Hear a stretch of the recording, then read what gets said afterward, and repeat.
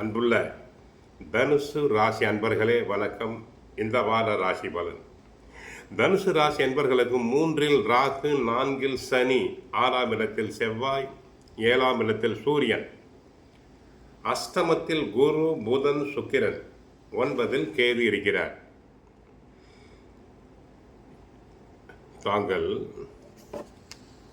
7இல் சூரியன், 4இல் சனி, அர்த்தாஷ்டம சனி என்பதால் கவனம் தேவை.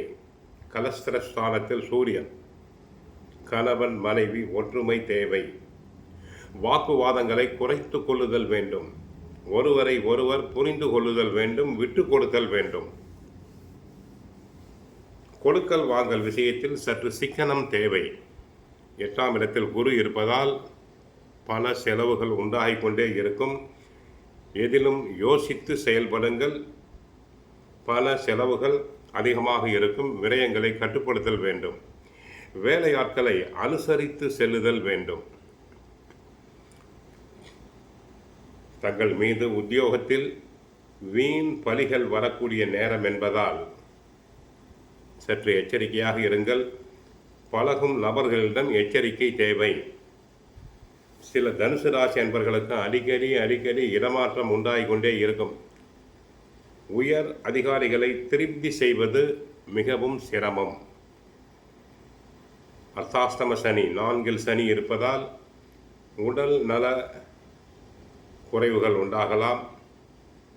சற்று கவனம் தேவை. வண்டி வாகனத்தில் செல்லும் போது கவனமாக செல்லுங்கள். மாணவர்கள் நன்றாக படிப்பர். நல்ல மதிப்பெண்களை பெறுவர். பிறரிடம் பேசும்போது சற்று கவனமாக பேசுங்கள். வியாபாரத்தில் நீங்கள் சிறப்பாக செயல்பட்டாலும் ஒரு சிலர் செய்யக்கூடிய செயல்களால் உங்களுக்கு கெட்ட பெயர் உண்டாகும். ஆக தனுசு ராசி என்பவர்களுக்கு 4ஆம் இடத்தில் சனி சரியில்லை. 7ஆம் இடத்தில் சூரியன் இருக்கிறார், சரியில்லை. அஷ்டமத்தில் குரு, அஷ்டம் கஷ்டம் நஷ்டம் என்போம், சரியில்லை. 6இல் செவ்வாய் இருக்கிறார். நிலபுலன்கள், ரியல் எஸ்டேட் சம்பந்தமான ஆதாயங்களை பெறலாம்.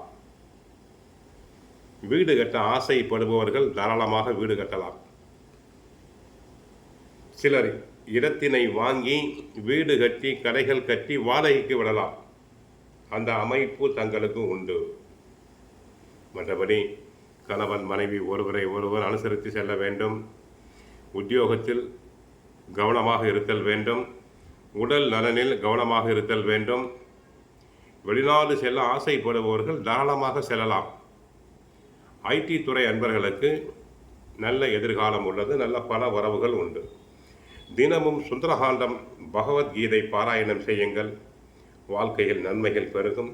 வாழ்க வளமுடன். மங்களம் உண்டாகட்டும். ஹரே கிருஷ்ணா, ஹரே கிருஷ்ணா.